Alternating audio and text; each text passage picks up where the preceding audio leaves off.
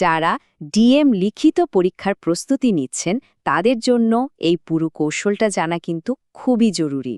তো চলুন আর দেরি না করে সরাসরি আলোচনায় চলে যাই। দেখুন, এই কথাটা দিয়েই শুরু করা যাক।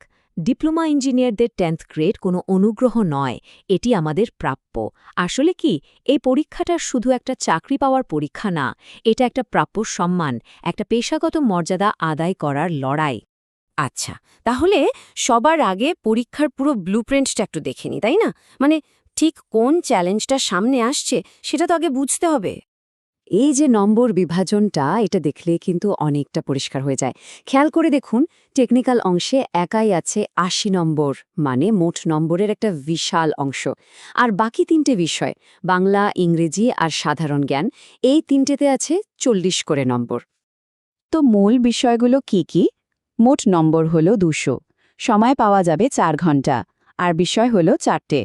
পাশ করতে হলে পেতে হবে মোট ৯০ নম্বর।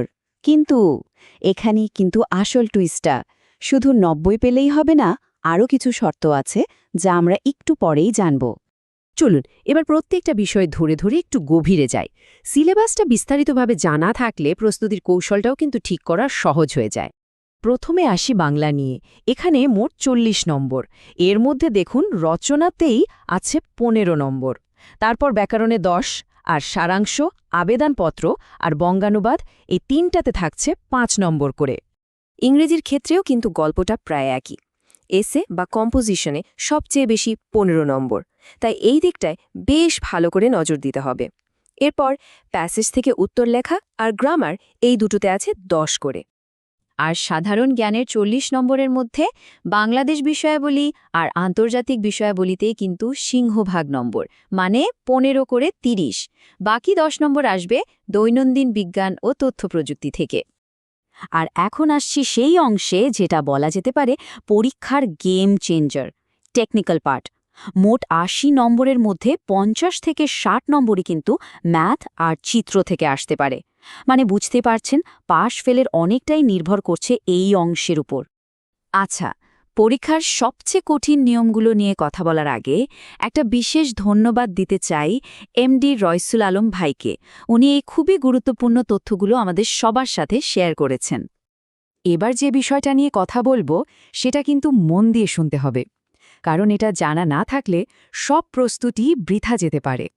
পরীক্ষার পাশের জন্য এমন কিছু নিয়ম আছে যা কোনোভাবেই এড়িয়ে যাওয়া যাবে না। দেখুন, এখানেই হলো আসল খেলাটা। মোট ৫টা শর্ত পূরণ করতে হবে। শুধু মোট ৯০ পেলেই হবে না। শর্তগুলো কি কি? ১. বাংলায় কমপক্ষে ১০ পেতে হবে। ২. ইংরেজিতে কমপক্ষে ১০। ৩. সাধারণ জ্ঞানেও কমপক্ষে ১০। ৪ নম্বর শর্ত, টেকনিক্যাল অংশে কমপক্ষে ৩২ পেতে হবে। আর সবশেষে এই সব কিছু পূরণ করার পর মোট নম্বরটা হতে হবে কমপক্ষে ৯০।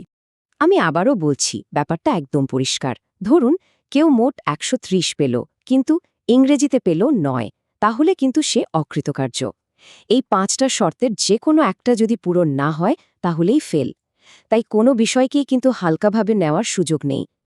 তো আলোচনার প্রায় শেষ পর্যায়ে আমরা যাওয়ার আগে আরও দুটো খুব জরুরি বিষয় মনে করিয়ে দিই, যা পরীক্ষার হলে কাজে লাগবে। প্রথমত, সায়েন্টিফিক ক্যালকুলেটর ব্যবহার করা যাবে।